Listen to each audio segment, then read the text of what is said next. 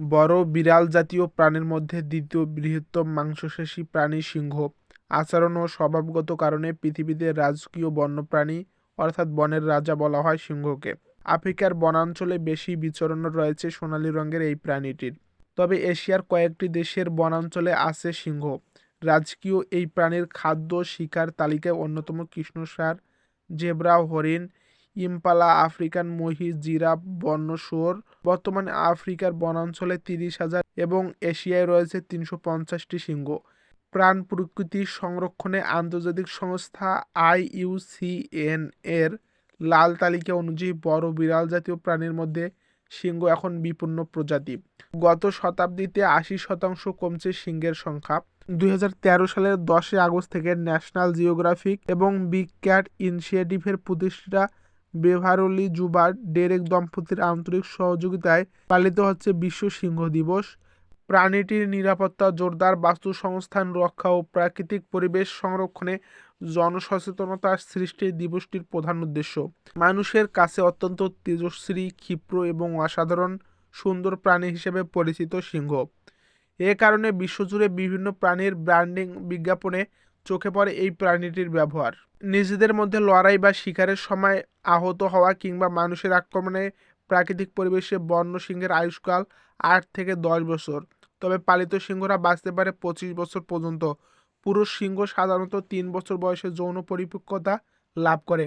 বন্য সিংহ 2 বছর পর পর প্রজনন করে, তবে পালিত সিংহরা প্রতি বছর বংশবৃদ্ধি করতে পারে।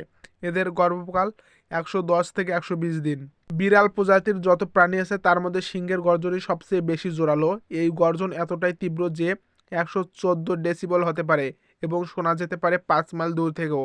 জন্মের পরও বাচ্চা সিংহ অন্ধ থাকে, 2 মাস পর হাঁটতে শেখে এবং 3 মাস পর মাংস খাওয়া শুরু করে।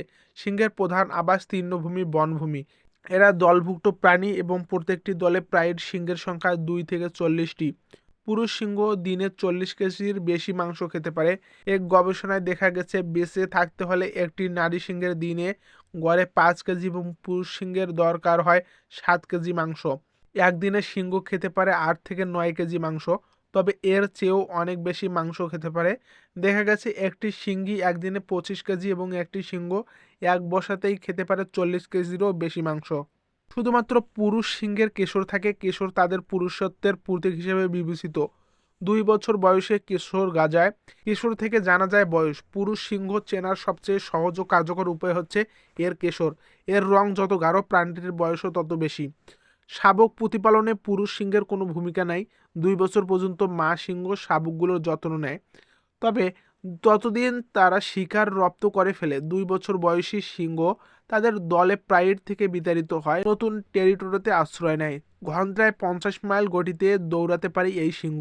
বন্যপ্রাণীদের মধ্যে দ্বিতীয় দ্রুততম প্রাণী এই সিংহ, যা কিনা ঘন্টায় 50 মাইল গতিতে দৌড়াতে পারে।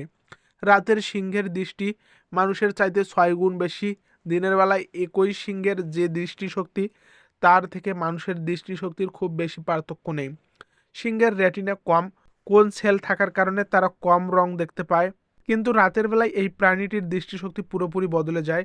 দেখার জন্য মানুষের চোখে যত আলোর প্রয়োজন হয়, এর 6 ভাগের 1 ভাগ আলোতেই দেখতে পায় সিংহ। 1 মাইল দূর থেকেও শিকারের আওয়াজ শুনতে পায় সিংহ। সিংহের শ্রবণ শক্তি অত্যন্ত তীব্র। এদের কান এমনভাবে তৈরি যাতে যেদিক থেকে শব্দ আসে সেদিকেই কান ঘুরিয়ে দিতে পারে। এই স্পর্শকাতর শ্রবণ শক্তির কারণে সহজেই শিকারকে শনাক্ত করতে পারে প্রাণীটি। সিংহ একটি পেশিবহুল প্রাণী, প্রশস্ত বুকের শরীর আছে। সিংহকে অপরদিকে বলা হয় রাজকীয় বন্যপ্রাণী অর্থাৎ বনের রাজা, কিন্তু এই প্রাণীটি এখন বিপন্ন প্রজাতির তালিকায়। এর দুটো প্রজাতি এখনো টিকে আছে, আফ্রিকান সিংহ ও এশীয় সিংহ। মানুষের কাছে ক্যারিসমেটিক প্রাণী হিসেবে পরিচিত এই সিংহ, যা অত্যন্ত তেজস্বী। বর্তমানে সারা বিশ্বে 20,000 সিংহ।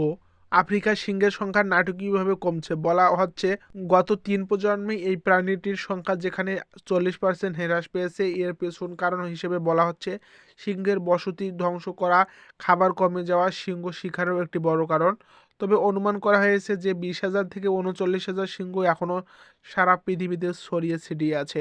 অনেকের ধারণা সিংহের তুলনায় বাঘ বেশি শক্তিশালী হতে পারে, তবে লড়াই জেতার প্রধান কারণ শক্তি নয়, ইচ্ছা শক্তি বা বলা ভালো মানসিকতা। বিপদ বুঝলে বাঘ নিজের হার স্বীকার করে অন্যত্র চলে যাবে, কিন্তু সিংহ খুব জেদি প্রাণী, সে আমারও লড়াই করবে। এমনকি লড়াই করতে করতে বহু সিংহ বীরের মতো মারাও যায়।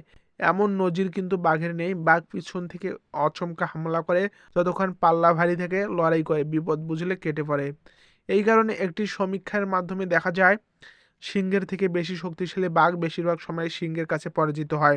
তবে বাস্তবতা অনেকটা আলাদা। বাঘ সিংহ কখনোই এক অঞ্চলে একসাথে কিংবা পাশাপাশি বসবাস করে না। বাঘ সাধারণত জলাধার বা জলাভূমির বাসিন্দা, এবং অপরদিকে সিংহর বাসস্থান শুষ্ক ও বিস্তীর্ণ প্রান্তর। জীবন বিজ্ঞানের খাদ্য শৃঙ্খলে যে কোনো হিংস্র প্রাণীকে খাদক হিসেবে বিবেচনা করা যায়। প্রজাতির এবং বৈশিষ্ট্যভেদে প্রাণীগুলোর খাবারের কিছুটা তারতম্য লক্ষ্য করা যায়। যদি সিংহের কথা বলি, একটি প্রাপ্তবয়স্ক সিংহের ওজন প্রায় 150 থেকে 170 কেজির মতো। কিন্তু অবাক করার বিষয় হচ্ছে, সিংহ একবারে তার শরীরের ওজনের প্রায় 1/4 খাবার খেয়ে নিতে পারে। স্বাভাবিক পরিবেশে যখন খারাপ হয়, তখন যে কোনো প্রাণী নিজেদের ঘরে ফেরার সিদ্ধান্ত নেয়, শিকার বন্ধ রাখে। তারা তাদের বাসায় অন্যান্য সদস্যের সাথে প্রতিকূল পরিবেশ ঠিক হওয়ার অপেক্ষা করে। কিন্তু সিংহের জন্য ব্যাপারটা পুরোপুরি আলাদা। সিংহ প্রতিকূল পরিবেশে শিকার করতে বেশি পছন্দ করে। সিংহ একমাত্র প্রাণী যে ঝড়ের মধ্যে শিকার করতে বের হয় এবং খারাপ আবহাওয়ার সুবিধা নিয়ে শিকারকে একবারে কাবু করে ধরে ফেলে। তবে শিকার করার দায়িত্ব সিংহের নয়, সিংহীর। পুরুষ সিংহের দায়িত্ব নিজেদের এলাকায় ঠিক রাখা, অন্য এলাকা থেকে কোনো সিংহ আসলে বোঝাপড়া করা এবং তাদের দলের সদস্যকে সুরক্ষা দেওয়া। অপরদিকে মহিলা সিংহের দায়িত্ব বাচ্চা লালন পালন করা, শিকার করা। যখন খুবই খাদ্য সংকট দেখা যায়, তখন অবশ্য পুরুষ সিংহ অন্য এলাকায় শিকার করে দলের অন্য সদস্যদের খিদে মিটায়। সিংহ বেশিরভাগ সময় রাতে শিকার করে, তবে এদের নিশাচর বললেও খুব বলা ভুল হবে না।